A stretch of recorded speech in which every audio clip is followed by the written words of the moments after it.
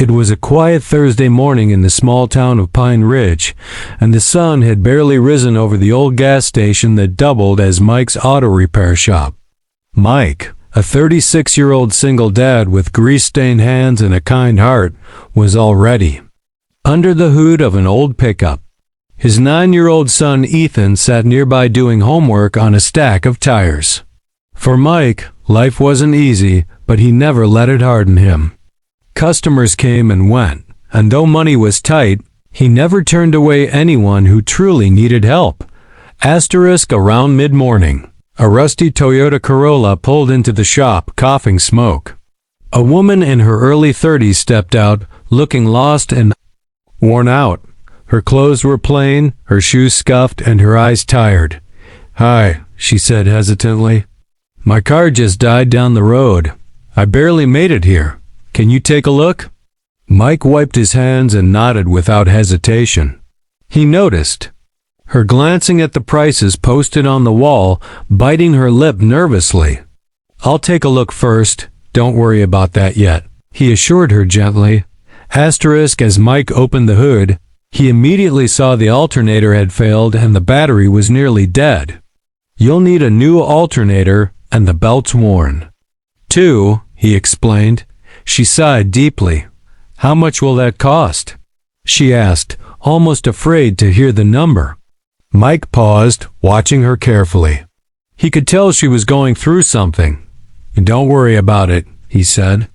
"I'll fix it. You can pay me later. Or not. It's okay." She stared at him in disbelief. "Why would you do that?" Mike just shrugged. "Because I've been there."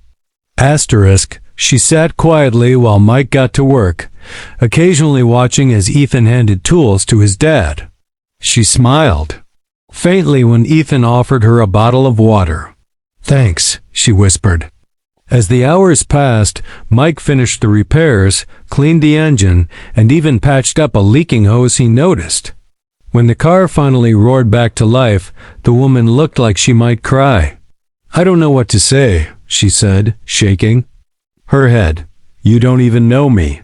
Mike smiled, brushing his hands on his overalls. "You looked like you needed help." "That's enough." She scribbled her name and number on a receipt. "If I get back on my feet, I'll pay you, I promise." Mike just nodded politely and waved as she drove off. He never expected to see her again. By that evening, Mike had forgotten about it. Life went on. He picked up Ethan from school, made mac and cheese for dinner, and repaired another customer's brake line. That night, as Ethan slept on the worn-out couch in the back room, Mike stared at the ceiling and wondered if he'd ever catch a real break. But he had no regrets about helping the woman. 2 days later, Mike was replacing a muffler when he heard a sleek black SUV pull up. He wiped the sweat from his brow and turned to greet the customer, only to freeze in place. A chauffeur stepped out and opened the rear door. The same woman he had helped stepped out, except this time she was dressed in a tailored navy blue blazer, designer heels, and flawless makeup. Behind her, 2 men in suits followed. Mike blinked in confusion. She smiled warmly. "Mike, I owe you more than a thank you," she said. "I didn't tell you who I was," she continued. "My name's Rachel Grayson. I run Grayson Motors, the largest auto dealership group on the East Coast." Mike's jaw nearly dropped. She continued, "I was traveling incognito to visit an old family cabin nearby. I wanted to see what real small-town service looked like without people recognizing me."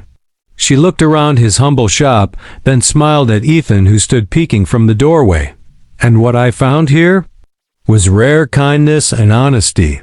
That means more than, you know." Rachel handed him a sealed envelope. Inside is a full check for the repairs and a little more. Mike opened it slowly, expecting maybe a few $100s. Instead, his eyes widened. It was a check for $25,000. "You didn't have to," he began, but Rachel raised a hand. "I wanted to. And there's more." I want to offer you a contract to handle specialty repairs for our regional fleet. You'll get the equipment, supplies, and backup you need. You'll run it from here or from a new facility. Your choice. Mike couldn't speak. He looked at Ethan, who was now grinning from ear to ear. I don't even know what to say, Mike stammered. Rachel laughed lightly. You already said enough when you helped someone without expecting anything in return. That moment, a strange peace settled in Mike's chest. For years he had struggled, worked overtime, skipped meals, and stayed up late just to keep the lights on. Now, because of one selfless choice, life had opened a door he didn't even know existed. And he had walked through it with grace. Within weeks, Mike's shop was remodeled.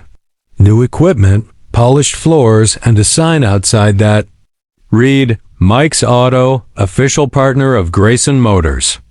Business boomed. Mechanics applied to work under him, and customers flooded in. But Mike remained the same, humble, grounded, and always ready to help someone in need. Ethan now had a better school, a real bedroom, and dreams of becoming an engineer. And Rachel? She remained a trusted friend, often stopping by unannounced just to talk and check in on the people who had changed her life. 2. It wasn't the money that transformed Mike's life. It wasn't even the contract. It was the recognition that kindness still had value, that a simple act of goodwill in a quiet town could echo so far that it brought the world to your doorstep. Mike never advertised what he did. He never posted about it or expected fame. But life has a way of rewarding hearts that act with sincerity. His shop was no longer just a repair stop, it became a symbol of something greater. Proof that real goodness never goes unnoticed.